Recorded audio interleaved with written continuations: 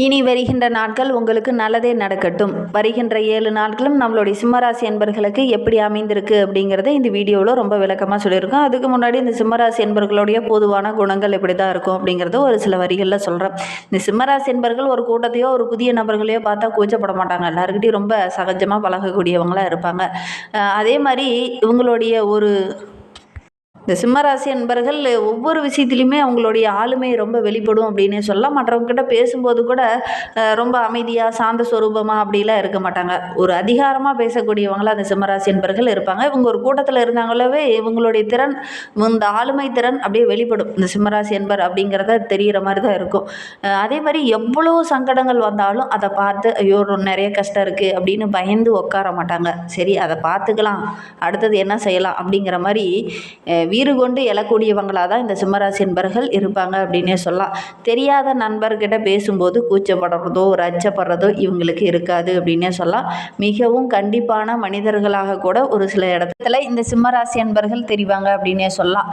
பெரிய கூட்டத்தில் கூட இவங்க போய் நின்னாங்கன்னா அது தனியாக தெரிவாங்க. அந்த அளவுக்கு இந்த சிம்மராசி என்பர்களுக்கு தைரியம், எல்லாத்தையும் கட்டி ஆளக்கூடிய ஒரு ஆளுமை திறன் இதெல்லாமே இந்த சிம்மராசி என்பர்களுக்கு இருக்கும் அப்படின்னே சொல்லலாம். அதோட ஒரு தலைமை பொறுப்பை இவங்க தேடி போகணுங்கிறதே இல்லை, இவங்களை தேடி வரும். ஒரு குடும்பத்திலேயே இந்த சிம்மராசி என்பர்கள் இருக்காங்க அப்படின்னா கூட இந்த தலைமை பொறுப்பு, இந்த குடும்பத்தை நிர்வகிக்கிறது, அந்த குடும்பத்தை கட்டி காக்கக்கூடியவங்களாக அந்த சிம்மராசி என்பர்கள் இருப்பாங்க. ஒரு வேலையே கொடுத்தோம்னா கூட எல்லாரும் யோசிச்சுக்கிட்டு இருப்பாங்க. ஆனால் அந்த சிம்மராசி என்பர்கள் டக்குன்னு போய் அந்த வேலையை செய்யக்கூடியவங்களா இருப்பாங்க அப்படின்னே சொல்லலாம். எந்த விஷயத்துக்காகவும் தயங்க மாட்டாங்க, எல்லாம் செய்யலாம் அப்படிங்கிற மாதிரி இறங்குவாங்க இந்த சிம்மராசி என்பர்கள் அப்படின்னே சொல்லலாம். வானத்தை அடையிற அளவுக்கு இவங்களுடைய திறமை இருக்கும் அப்படின்னே சொல்லலாம். இப்போ நிறைய லட்சியங்கள் உடையவங்க அப்படின்னு கூட இந்த சிம்மராசி என்பர்களை சொல்லலாம். ரொம்ப பெரிய விஷயத்தை கூட அசால்ட்டாக செஞ்சு முடிக்கக்கூடியவங்க இந்த சிம்மராசி என்பர்கள் அப்படின்னே சொல்லலாம்.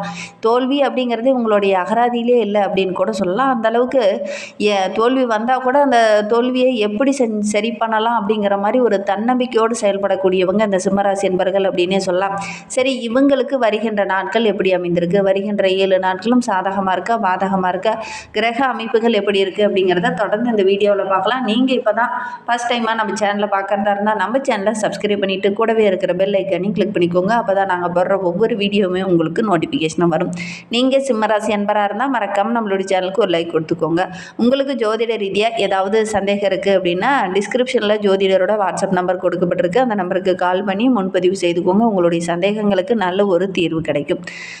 சிம்மராசி என்பர்களுக்கு வருகின்ற வாரத்தில் எந்த விஷயம் சாதகமாக இருக்குது அப்படின்னு பார்த்தீங்கன்னா, ராசிக்குரியவர் சூரியன் வார தொடக்கத்திலேயே 3ஆம் இடத்துல செஞ்சிருப்பதனால 4ஆம் இடத்துல புதன் இருப்பதாலும் நல்ல வாய்ப்புகள் இந்த காலகட்டத்தில் இந்த சிம்மராசி என்பர்களுக்கு கிடைக்கும். அதனால் ரொம்ப உற்சாகத்தோடு செயல்படக்கூடிய ஒரு வாரமாக இந்த வாரம் அமைந்திருக்கு. பணவரவு ஓரளவுக்கு சாதகமாகவே இருக்கும். வியாபாரத்தில் கூட நல்ல ஒரு முன்னேற்றத்தை எதிர்பார்க்கலாம்.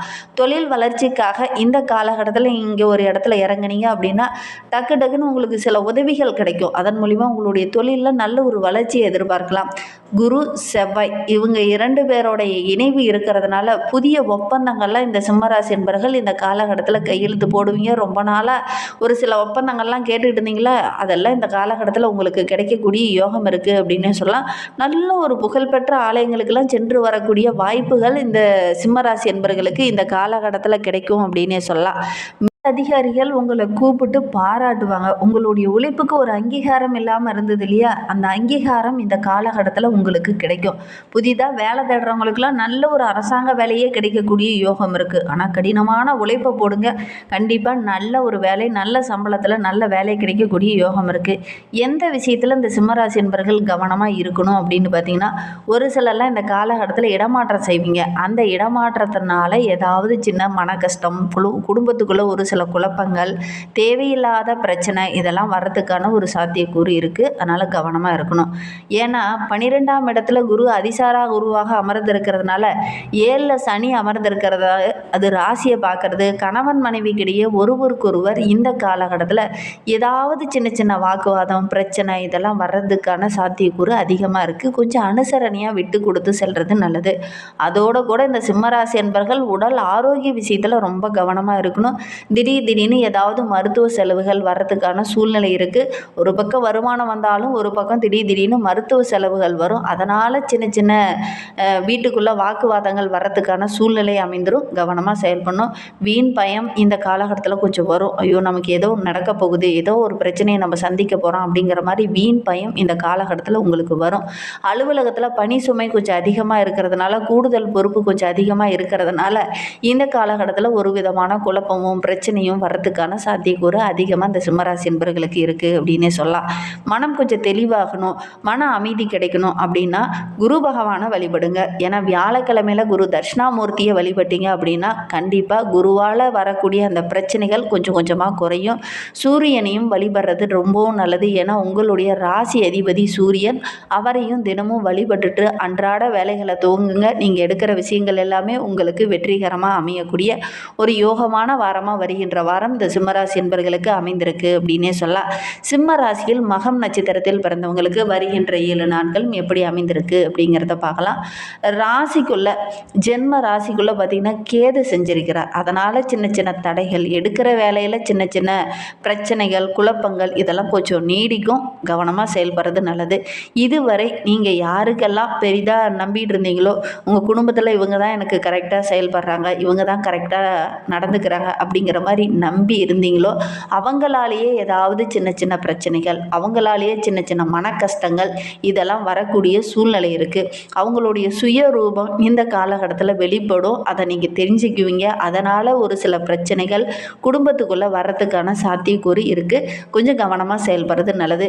உங்களுடைய லாபாதிபதியும் தனாதிபதியுமான புதன் இந்த வாரம் முழுவதுமே உங்களுக்கு சின்ன சின்ன இடர்பாடுகளை கொடுப்பார். எச்சரிக்கையாக செயல்படணும். இருந்தாலும் ராசிநாதன் சூரியன் இந்த வாரம் முழுவதுமே உங்களுக்கு சாதகமாக இருக்கிறதுனால உங்களுடைய துணிச்சல், தன்னம்பிக்கை, தைரியம், எவ்வளோ பிரச்சனை வந்தாலும் அதை தைரியமாக எதிர்கொள்ளக்கூடிய ஒரு மனோதிறன் பெற்றவங்களாக இந்த மகம் நட்சத்திரக்காரங்க வருகின்ற நாட்களில் வர போகிறீங்க. எடுக்கிற வேலையை கரெக்டாக செய்து முடிப்பீங்க. எந்த விஷயம்லாம் தடைபட்டு நின்றுச்சோ அதெல்லாம் விடாமுயற்சியோடு போராடி வெற்றி பெறக்கூடிய அமைப்பு இருக்குது. குறிப்பாக அரசு வேலைக்காக முயற்சி பண்ணுறவங்களுக்கு இந்த காலகட்டத்தில் நல்ல சாதகமான பலன் கிடைக்கும். பணியிடத்தில் ஒரு சில மகம் நட்சத்திரக்காரங்களுக்கு சின்ன சின்ன பிரச்சனை, சக ஊழியர்களால் சின்ன சின்ன பிரச்சனை இதெல்லாம் கொஞ்சம் கொஞ்சம் வரும். கொஞ்சம் கவனமாக செயல்படணும். குடும்பத்துக்குள்ளே சின்ன சின்ன குழப்பம், கணவன் மனைவியால் சின்ன சின்ன குழப்பம், இளைய சகோதரர்களால் ஏதாவது ஒரு இடர்பாடு, அவங்களுடைய ஒத்துழைப்பு கிடைக்காம போகக்கூடிய சூழ்நிலையில் இருக்குது. கவனமாக செயல்படணும். இந்த காலகட்டத்தில் அவசரம் வேண்டாம். அதோடு கூட கற்பக விநாயகரை வழிபடுங்க. எடுக்கிற விஷயங்கள் ஓரளவுக்கு வெற்றியாக அமையும்.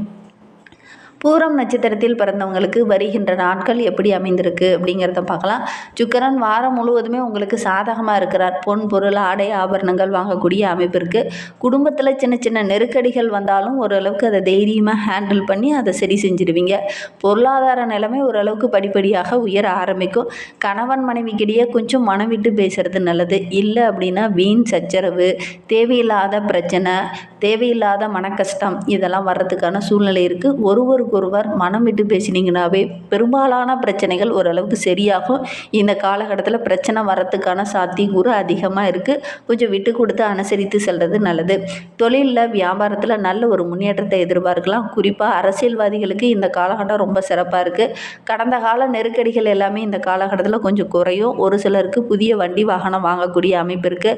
வராமல் இருந்த பணம்லாம் இந்த காலகட்டத்தில் வரும். பூமிகாரகன் செவ்வாய் இந்த காலகட்டத்தில் உங்களுக்கு சாதகமாக இருக்கிறதுனால எடுக்கிற விஷயங்கள் ஓரளவுக்கு வெற்றியும் நல்ல ஒரு முன்னேற்றத்தையும் கொடுக்கும்.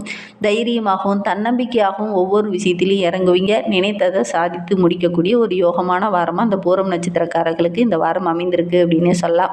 உத்திரம் 1ஆம் பாதத்தில் பிறந்தவங்களுக்கு வருகின்ற நாட்களை பொறுத்த வரைக்கும் நல்ல ஒரு மகிழ்ச்சி நிறைந்த நாட்களாக அமைந்திருக்கு அப்படின்னே சொல்லலாம். உங்களுடைய துணிச்சல் இந்த காலகட்டத்தில் வெற்றியை தேடித்தரும். வியாபாரத்தில் சின்ன சின்ன தடைகள் வரும். இருந்தாலும் ஃபைனலாக வெற்றியாகக்கூடிய யோகம் இருக்குது அப்படின்னே சொல்லலாம். ரொம்ப நாளாக ஒருத்தர்கிட்ட பணம் கொடுத்துட்டு அது வராமலே இருந்துச்சு இல்லையா, அந்த பணம்லாம் இப்போ வரும். புதிய தொழில் தொடங்கலாம் அப்படிங்கிற மாதிரி ஒரு சிலர்லாம் இந்த காலகட்டத்தில் முயற்சி பண்ணுவீங்க. அந்த முயற்சி எல்லாமே வெற்றியாகக்கூடிய யோகம் இருக்குது. வெளிநாட்டில் இருந்து ஒரு சிலருக்கு நல்ல ஒரு ஆதாயம், நல்ல தகவல் இந்த காலகட்டத்தில் கிடைக்கும். அதோடு கூட சப்தமஸ்தானத்தில் ராகு இருக்கிறதுனால நண்பர்கள் வழியில் சின்ன சின்ன பிரச்சனைகள் வரும். எதிர்பாலினத்தவரால் ஏதாவது ஒரு இடர்பாடுகள் வரும். ஆணாக இருந்தால் பெண் மூலியமாகவும், பெண்ணாக இருந்தால் ஆண் மூலியமாகவும் இந்த உத்திரம் நட்சத்திரக்காரர்களுக்கு ஏதாவது ஒரு பிரச்சனை வரும். குருவோடைய பார்வை சத்ரு ஜெயஸ்தானத்தில் இருக்கிறதுனால உங்களுடைய நீண்ட நாள் பிரச்சனை இந்த காலகட்டத்தில் ஒரு முடிவுக்கு வரும். உடல் ஆரோக்கியத்தில் மட்டும் கொஞ்சம் கவனமாக இருங்க. திடீர்னு ஏதாவது பிரச்சனைகள் வரும், கவனமாக இருக்கிறது நல்லது. இன்னுமே வாழ்க்கை ரொம்ப சிறப்பாக இருக்கணும், ரொம்ப மகிழ்ச்சிகரமாக இருக்கணும் அப்படின்னு நினைக்கிறவங்க சூரிய பகவானை வழிபடுங்க. எடுக்கிற விஷயங்கள் உங்களுக்கு வெற்றியாக அமையும்.